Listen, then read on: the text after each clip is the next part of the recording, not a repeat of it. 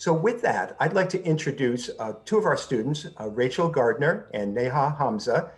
Rachel and Neha teamed to work on social media for ACFO, and they could do a whole webinar on the program that they ran for Georgia at ACFO over the past several months. But they're going to just show you a couple slides and give you sort of a mini look at the work that they did. So Rachel and Neha, I'm going to hand over to you. Excited to be here with you guys. Thank you for joining. Rachel and I are very excited to talk to you about our experience with this program. I certainly feel like I am equipped with some solid skills and feel pretty confident about re-entering the workforce. So as Dr. Power shared, ACFO worked with data, and one of their goals was to share more of their ACFO stories, which were more or less informational blogs on social media in a strategic and cohesive way. So Rachel and I decided that a social media calendar would be an effective way to do just that. And what we did was spread into two parts. We took two classes back to back with Dr. Inge and Dr. Powers. In the first class, we created a social media calendar as our deliverable for the client. Here, we decided to increase the frequency of their posts to approximately 2 to 3 times a week. They weren't really posting tactically or frequently before that. They were posting to post, which I'm sure, as we know, isn't always the best way to accomplish organizational goals. We shared a variety of content, such as their blog posts, photos, and videos to engage the audience in different ways and increase their visibility. The client gave us access to their Dropbox, so we incorporated the photos and videos from their personal stock. And we utilize micro holidays. So for example, World Health Day or World Water Day that were related to their industry and their work. And this allowed us to join in on other conversations and express their thoughts on social happenings, but also gave them a really good chance to demonstrate their values as a company. And finally, we had drafted posts keeping different audiences in mind, such as those who are familiar with industry jargon, but also for those who were completely new to it. So then in the next class, we were given access to ACFO's Hubspot account, and Rachel and I were then responsible for scheduling their posts. And we made sure that each post was structured appropriately based on the platform it was going to be published on. So for example, we hashtagged industry words on Twitter, but didn't use hashtags on Facebook. And we also decided to experiment with posting at different times and using strategic hashtags and monitored new interactions and followers in the Monitor tab in HubSpot, which was super cool.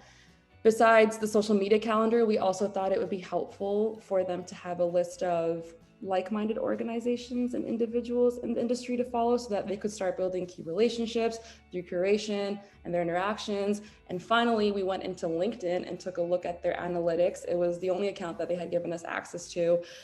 So we were able to give Georgia some screen grabs of charts that gave her insight on where her audience was located, their job functions, and the industry they work in. So I'll give it to Rachel for the next part. Thank you, Neha. That was a great overview of everything. I'm going to talk a little bit more about the specific goals and what we saw during our time managing the social media account. So one of our main goals was to increase brand awareness and engagement. So in order to measure our efforts, we used the Hubspot Metrics to measure this. We looked at interaction. This is an example of the interactions and clicks. And we were able to track this incremental increase in interactions and clicks over the 6 weeks. And as you can see through these graphs, we were successful in increasing the number of interactions on ACFO's social media posts. We also looked at follower count, the reach of social media posts, mentions, shares, retweets. And we were happy to see that LinkedIn, Twitter, and Facebook, we all gained followers there. It's interesting to see the different types of content that was retweeted, shared, and most popular every week.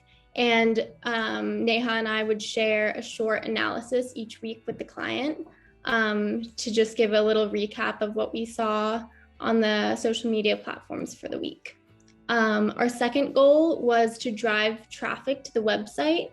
So we also saw that traffic to ACFO's website increased, and one of the client's goals was to share more of the ACVO stories that Neha mentioned. That was one of the content pieces we tried to raise during this. And this was successful because people clicked on the links. And you can see in these graphs that the clicks that was included, which is driving more traffic to ACVO's website. And our third goal was to build a community of like-minded individuals where ACVO is positioned as a thought leader. And so we, over our time managing the accounts, we saw that there were noteworthy followers that began to follow ACVO. These individuals and companies were in the industry. Some of them, an example of them was like a wash engineer. Another was a company that invested in the research, development, and industrialization of atmospheric water generators. So we definitely got like a interesting group of people. We also had reporters follow us. So that would be helpful in the future if we were to pitch a story, try to build a relationship with them.